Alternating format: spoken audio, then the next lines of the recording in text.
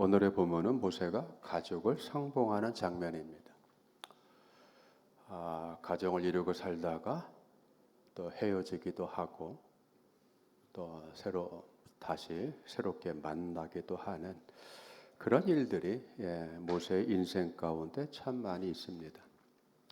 모세는 광야에서 40년의 목동 생활을 하고 하나님께 부름을 받은 사람입니다.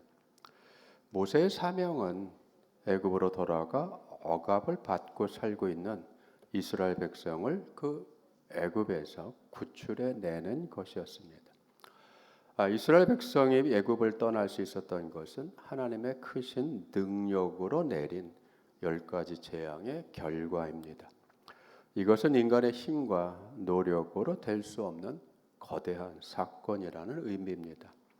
모세가 이스라엘 백성을 이집트에서 구출해 내긴 하였어도 전적인 하나님의 능력의 행사의 결과라고 하는 것을 우리는 잘 알고 있습니다. 모세는 굉장히 굵직한 굴곡의 삶을 산 사람입니다. 모세의 삶과 관련돼서는 이스라엘 역사를 우리가 한번 다시 생각해 봐야 됩니다. 애굽 사람들은 이스라엘 사람들을 히브리인 또는 이브리라고 불렀습니다. 보통 히브리란 말의 의미는 강 건너편에서 왔다, 또는 하층민을 의미하는 하피르에서 왔다라고 현재까지는 이해를 그렇게 하고 있습니다. 어쨌든 이집트 본토인의 입장에서는 건너온 자들, 외국에서 왔다는 의미죠.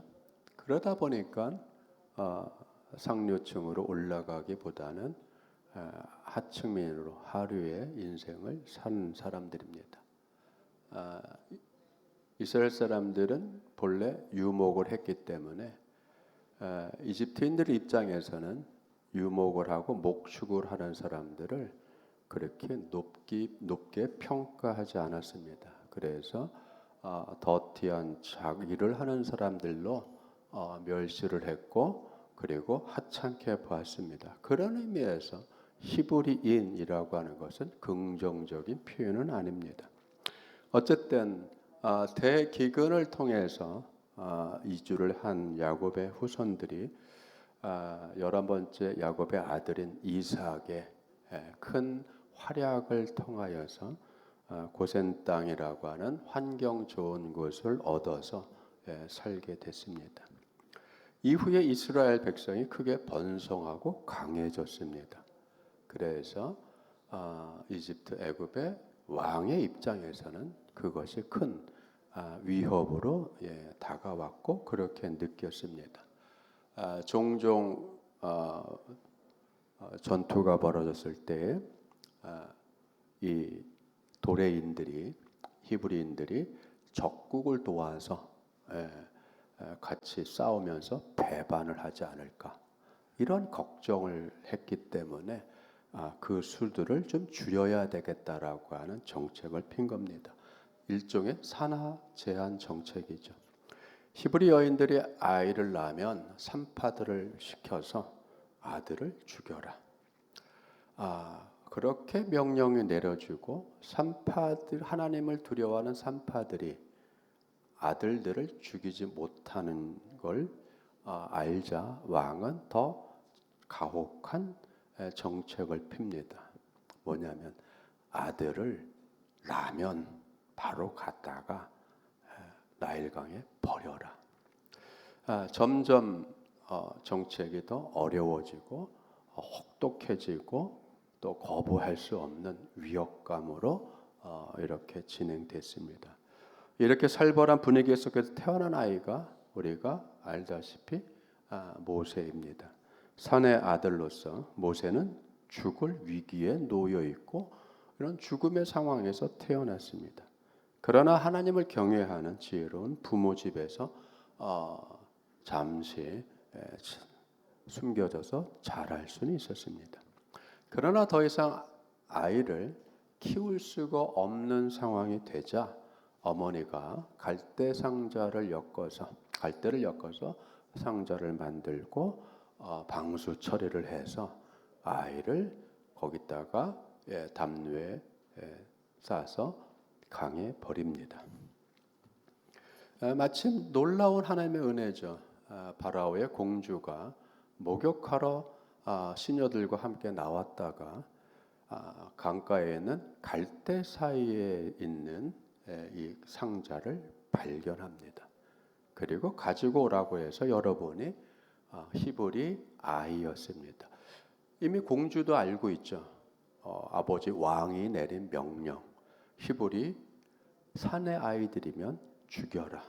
이미 잘 알고 있음에도 불구하고 상자를 열고 그 아이의 얼굴을 보자마자 불쌍한 마음이 들어서 그래서 그 아이를 거둬들입니다. 이렇게 해서 모세는 궁중에서 살게 됐고 파라오의 공주의 입양 아들로 왕자로 성장을 하게 됩니다. 이집트 왕자로서 40년을 왕궁에서 살았습니다. 장성한 모세가 어느 날 밖에 나가서 하나의 불합리한 것을 목격합니다. 이집트 하급 관리인지 이집트인인지 정확하게 나오진 않지만 애굽인이 히브리 사람과 논쟁을 하며 또 때리는 모습을 봤습니다. 그래서 모세가 끼어듭니다. 그 잘못한 애굽인을 향해서 왜 그렇게 혹독하게 왜 그렇게 하냐라고 언쟁을 하다가 한번 쳤는데 이 사람이 죽었습니다. 모세는 갑자기 일어난 일이었지만 그 시신을 숨깁니다. 몰래 파묻었습니다.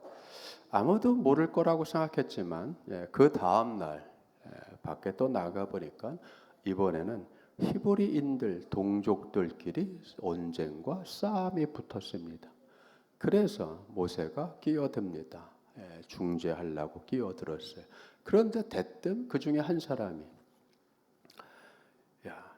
네가 어제 애굽 사람을 쳐 죽인 것처럼 나도 좀 죽이려고 하느냐? 여러분 그저 청천벽력 같은 거죠. 은밀하게 행했던 일인데 온 천하에 공개적으로 드러나게 생겼습니다. 탄로가 난 거죠. 그리고 모세는 두려워해서 도망가게 됩니다. 도망가게 된 원인은 파라오의 귀까지 들린 거죠. 이집트의 왕자가 사람을 죽였다. 여러분, 최고의 권력층에서 있었으면 파묻을 수도 있고 모른 체 할 수도 있고 수사를 종결시킬 수도 있었을 것입니다. 그러나 나름대로 이집트에는 마하트라는 정의의 법이 있어서 왕족일지라도 범법을 행하면 잡아다가 재판을 하고 거기에 합당한 형벌을 내리는 정의의 법이 그나마 살아 있었습니다. 여러분, 행위대로 갚음을 받아야 되는 것이 이게 정의롭고 공의롭고 공정한 것입니다. 파라올지라도 왕자가 손잡벌 되죠. 왕자가 사람을 죽였어요. 그것도 애굽인을 죽였습니다. 그냥 넘어갈 수 없었던 일입니다. 모세는 두려움에 도망을 갑니다.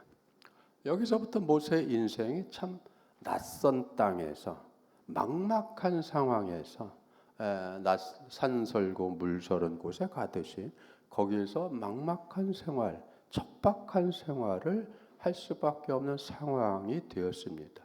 선의에 의해서 싸움을 말리고 중재하고 하고자 하는 선한 마음에서 시작됐지만 결과는 의도하지 않게 참담하고 참혹한 결과가 되었습니다. 자, 인생은 그렇습니다. 이 세상을 살다 보면 의도는 좋은데 결과가 안 좋을 수 있습니다. 그렇죠? 그걸 의도하지 않은 결과, 생각지 않은 일들이 벌어지는 것이 우리의 인생살입니다. 모세는 자신이 애굽 사람을 죽인 것이 탄론한 줄 알고 선의로 시작했음에도 불구하고 도망가는 살인자가 되어서 도망가는 신세가 됐습니다. 얼마나 처량해요. 40년을 최고의 권력과 최고의 교육을 받고 최고의 의식주 생활을 하고 남부럽지 않게 정말 부러움 가운데 살았던 그가 이제 미디안 땅, 낯선 땅, 한 번도 가보지 않은 땅으로 쭉 도망갔습니다. 얼마나 막막해요. 그러나 보이지 않는 하나님의 은혜가 있죠. 그가 미디안 땅에서 도망가 있는데 어느 날 우물 곁에 그가 거기서 머물고 있었습니다. 그런데 마침 그 지방의 미디안 땅의 제사장 루엘의 딸들이 아버지의 양들을 몰고 치다가 물을 먹이러 왔습니다. 그런데 거기에 험상궂은 못돼 먹은 남자 목동들이 와서 해방을 놀았습니다. 우리가 먼저 우리의 양들을 먹이겠다. 그러한 옥신각신하는 다툼을 보고 모세가 다시 또 분연히 일어나서 못된 남자 목동들을 물리쳐 줍니다. 그 덕분에 모세는 이 룰의 초청을 받아서 그 집에 머물게 됩니다. 그리고 그 집에 룰의 딸, 첫째 딸과 사모하고 또 사귀는 사이가 돼서 그 장인이 결혼을 시킵니다. 첫 딸 시프라와 결혼을 시키고 가정을 이루고 모세가 첫 아이를 낳습니다. 그리고 그 이름을 게르솜이라고 줬습니다. 오늘 본문 말씀에 그의 장인 이드로 이름이 두 가지예요. 미디안의 땅 제사장 루우엘 그렇게 나오다가 이후에 이드로라는 또 이름이 나옵니다. 두 사람은 서로 다른 것이 아니라 루엘이란 뜻은 하나님의 친구라고 하는 의미의 단어입니다. 즉 제사장은 하나님과 법선교 살아가는 친구와 같은 역할을 하는 거예요. 그러니까 어떻게 보면 루엘은 사람의 이름이 고유명사라기보다는 제사장에 대한 다른 별칭이라고 우리가 생각해 볼 수 있습니다.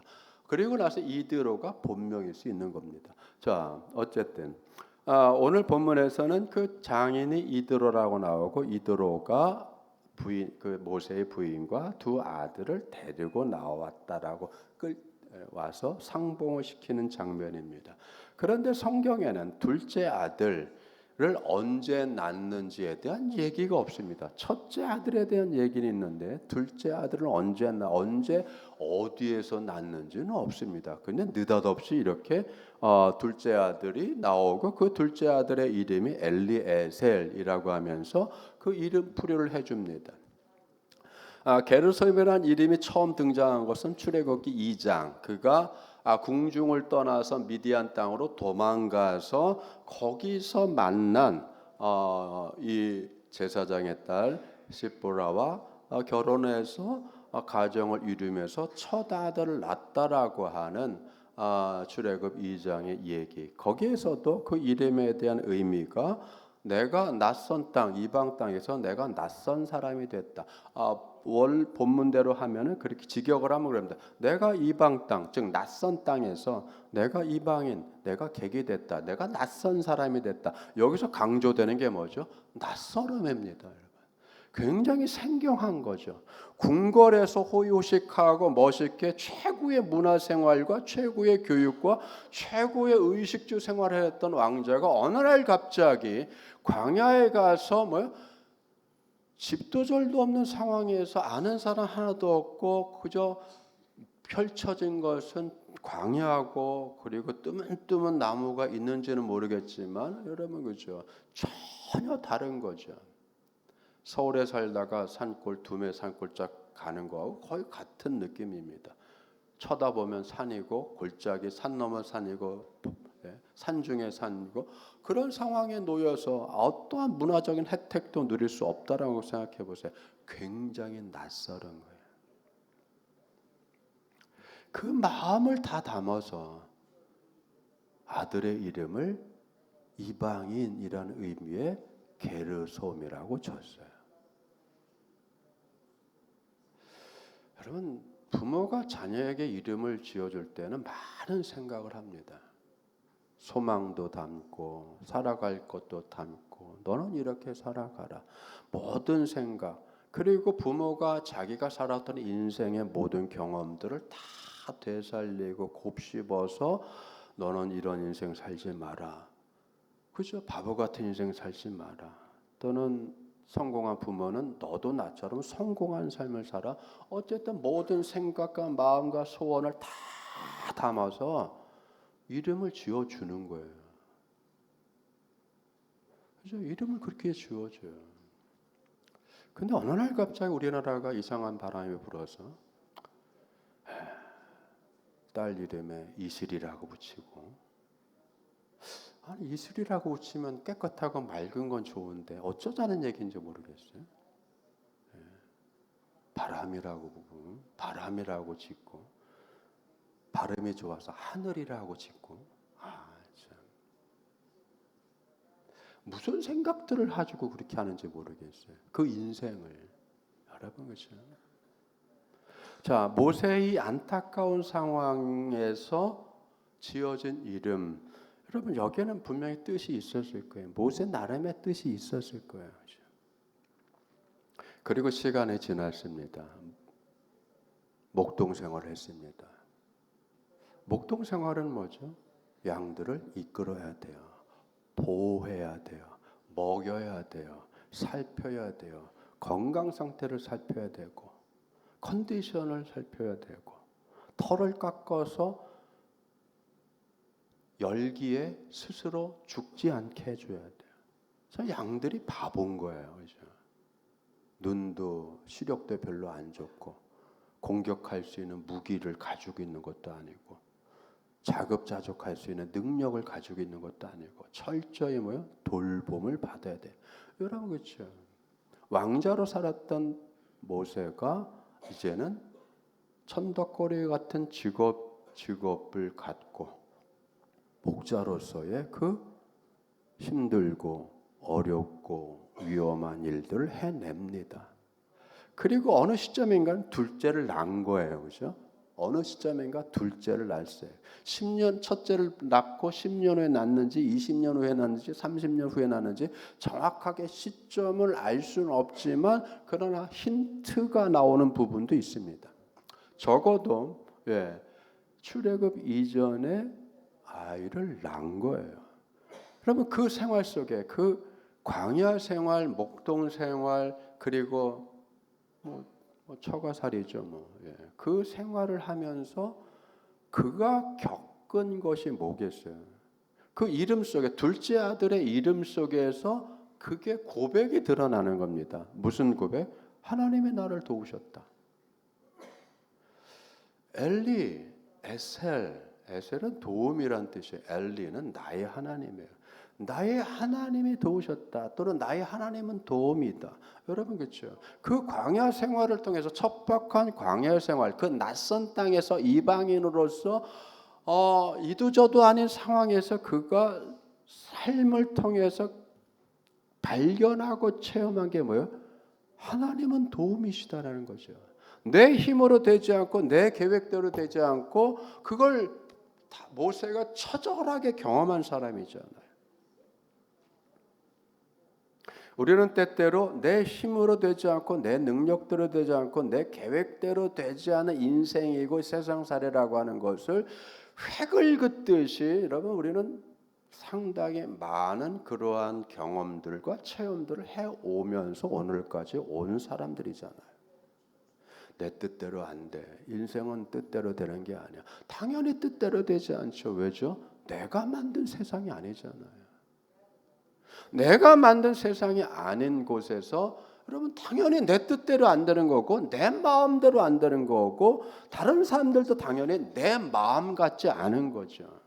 저마다 성격이 다르고 캐릭터가 다르고 뜻이 다르고 의도가 다르고 계획들이 다르고 전부 다 다르잖아요. 각양각색 다 다릅니다. 백인, 천인이고 만인이고 각양각색 다 다르잖아요. 다 다르기 때문에 공통점을 찾아서 뭔가를 만들어낸다는 것 자체도 어렵죠.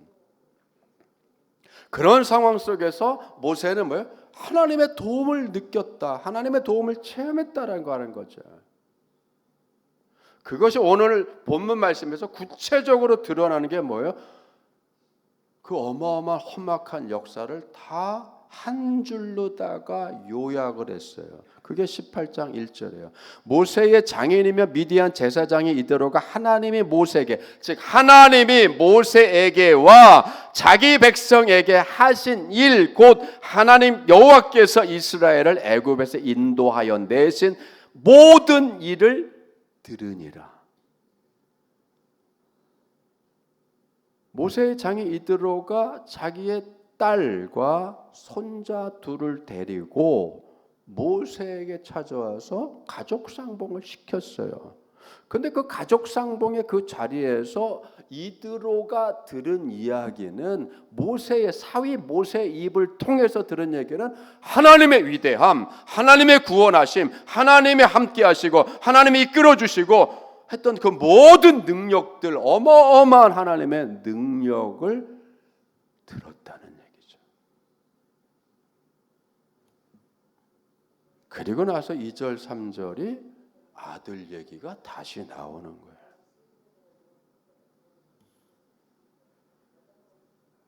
모세의 장인 이드로가 모세가 돌려보냈던 그의 아내 십보라와 그의 두 아들을 데리고 왔으니, 언제 돌려보냈는지 몰라요.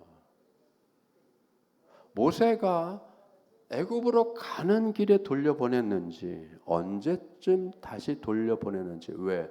위험천만하잖아요. 사명을 감당하는 것이 어려워요. 함께 갈 수 없는 곤란한 상황도 있을 수 있죠. 생명의 위협을 받을 수도 있죠. 이런저런 생각을 다 해서 모세가 심사숙고해서 내린 결론은 아내와 두 아들은 좀 외가에 보내서 어렵고 힘든 기간을 좀 보내야 되겠다라고 결정을 내린지도 몰라요. 배려가 있는 거죠, 여러분. 가장으로서의 배려. 가정을 지키겠다고 하는 가장으로서의 배려가 있는 거잖아요.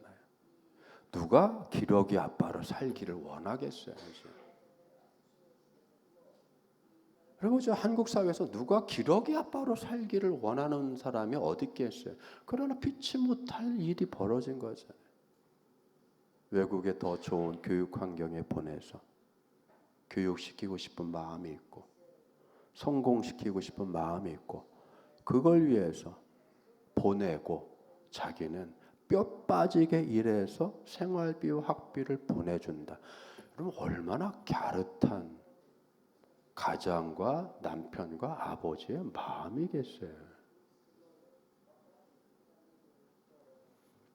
어쨌든 여러분, 큰 사명을 감당한 모세가 하나님의 은혜와 능력과 인도하심 아래서 하나님의 백성, 자기의 동족을 이끌어서 광야로 데리고 나왔습니다. 그런데 오늘 이 본문에서는 다시 한번 확인하는 게 뭐냐면, 그렇게 안 해도 됐음에도 불구하고 모세가 다시 확인을 시켜주는 것이 뭐냐면, 내 큰아들은 게르솜이야.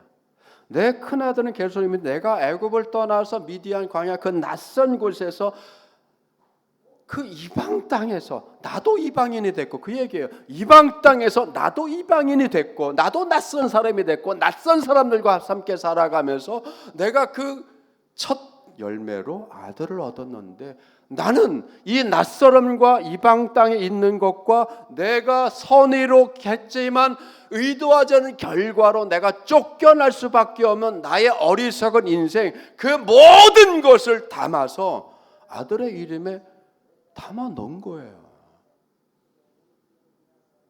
잊지 않기 위해서요. 게르솜, 아들을 부를 때마다 잊지 못하는 게 있잖아요. 이방이냐 내가 나그네야. 이 세상에 나는 나그네야. 이곳이 내가 영원히 머물 천국이 아니야. 이곳은 나그네야. 다 낯선 사람들이야. 내가 조심해야지. 여러분 그렇잖아요. 조심해야지. 겸손해야지. 여러분 그렇죠.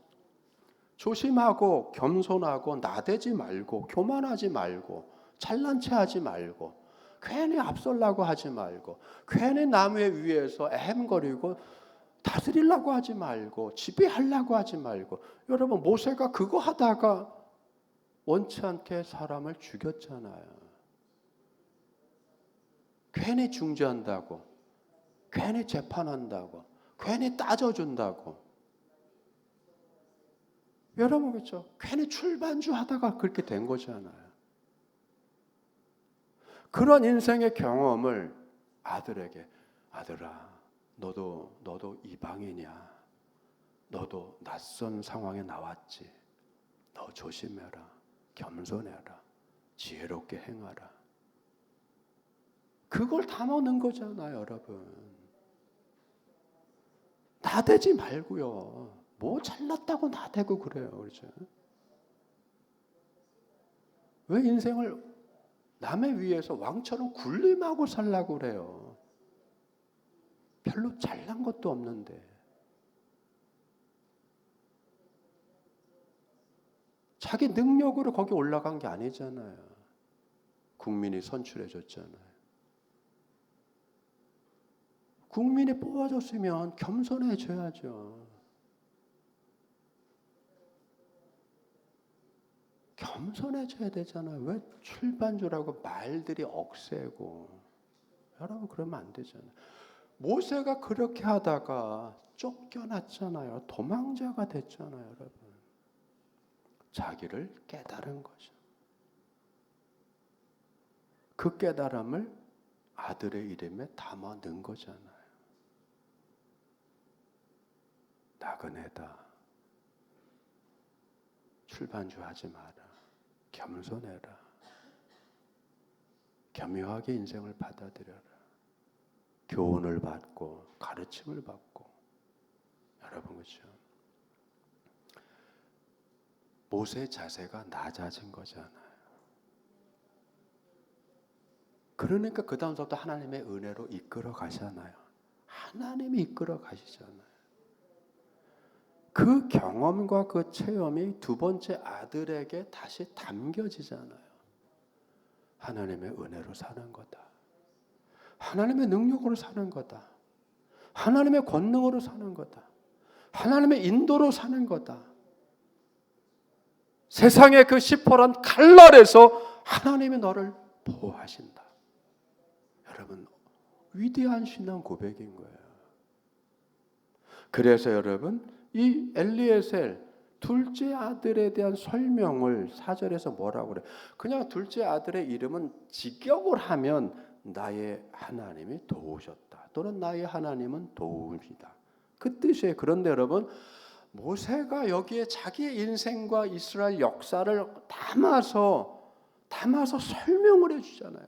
내 둘째 아들을 내가 어떤 의미로다가 이름을 지었는지 잘 들어보세요라고 하면서 한 것이 뭐예요?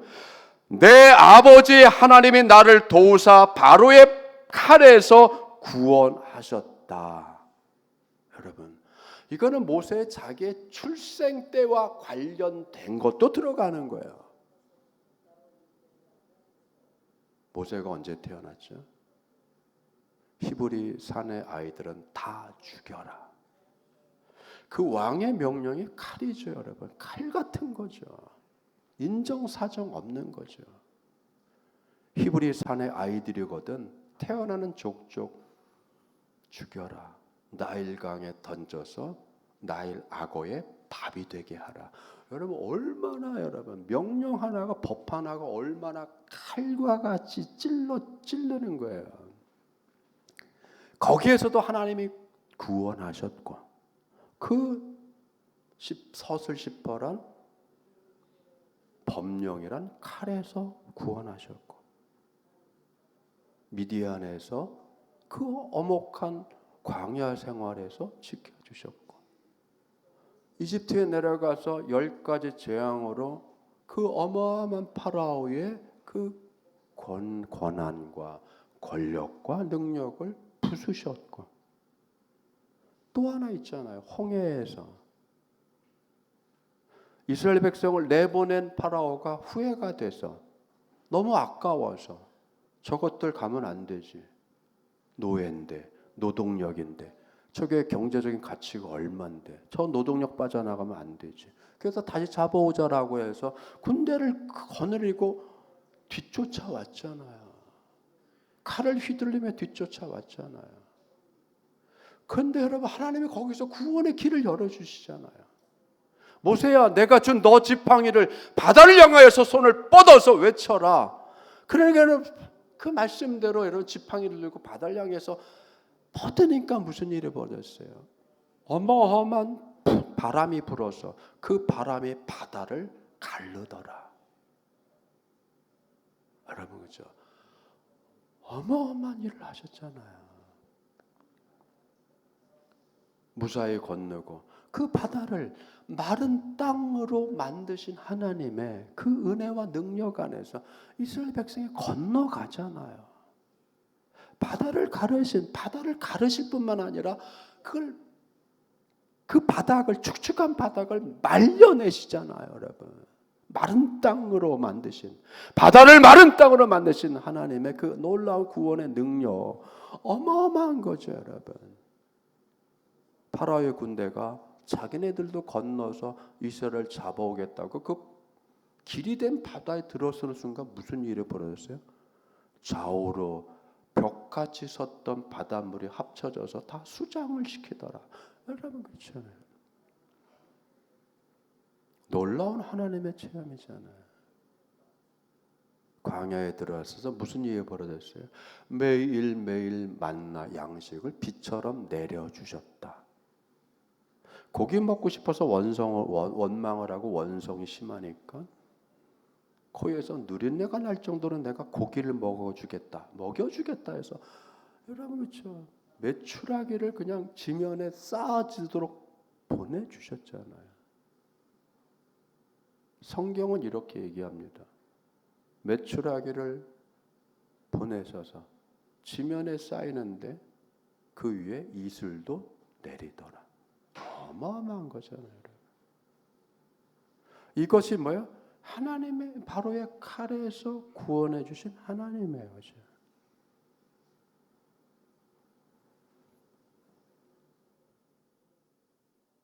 한마디로 모세의 신앙 고백입니다.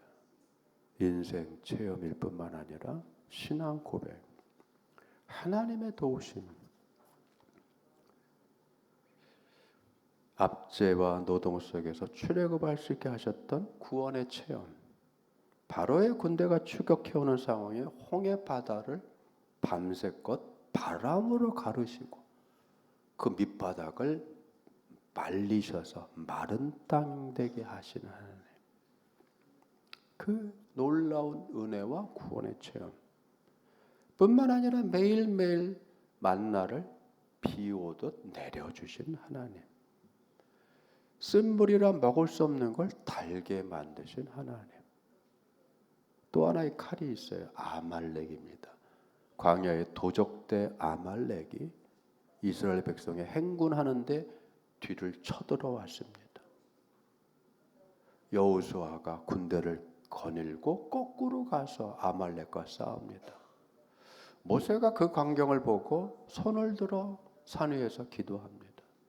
하나님의 그 기도를 들으셔서 아말렉의 칼로부터 이스라엘을 구원해냅니다. 놀라운 체험이잖아요. 있을 수 없는 거잖아요. 기적이라고 밖에는 달리 표현할 수 없죠. 그러나 세상은 기적이라고 하지만 우리는 뭐라고 하죠? 하나님의 은혜, 하나님의 구원, 하나님의 싸우심, 하나님의 승리.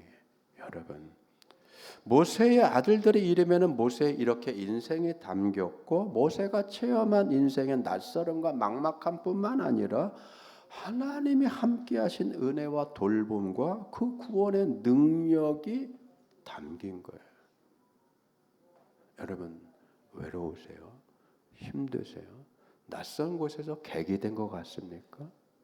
여러분, 그렇게 출발했다고 할지라도 하나님이 함께 하셔서 그걸 구원으로 이끌어 가시는 거예요.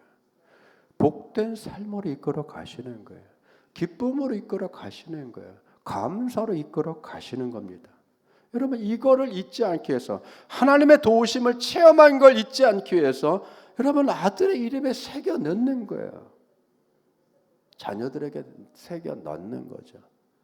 여러분 이렇게 인생은 믿음 생활은 하나님의 은혜를 담는 거예요. 하나님의 구원의 은총을 내 가슴팍에 새겨 넣는 거예요. 우리의 이름, 여러분들의 이름 석자에 하나님의 은혜를 담으셔야 돼요. 그래서 여러분의 이름만 들어도 은혜의 사람, 은총의 사람, 그 집사님, 그 부교님, 그 장로님, 그 정교님 은혜로 살았어. 하나님이 그 가정에 복을 주셨어. 그게 이름이잖아요, 여러분. 상상을 초월하는 하나님의 은혜가, 하나님의 구원하심이, 하나님이 치유하여 주시고 복되게 하여 주시는 것이 여러분의 이름에 담기고 여러분의 삶에 담기고 그것을 믿음의 그릇에 하나님의 모든 은총들을 담아내는 복된 삶이 되시고 인생이 되기를 주님의 이름으로 축원드립니다. 기도하겠습니다. 아버지 하나님 감사드립니다. 모세는 그의 삶을 통해서 체험하고 느끼고 또 맛본 인생과 하나님의 은혜와 구원을 아들들의 이름에 새겨 넣습니다.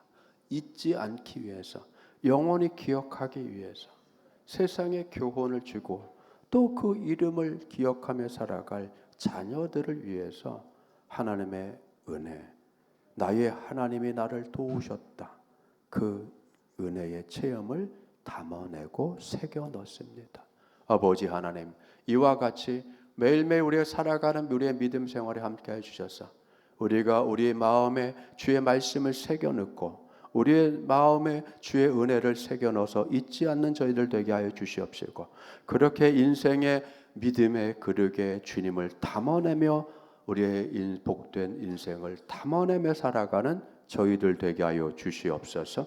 감사드리며 예수님의 이름으로 기도드리옵나이다.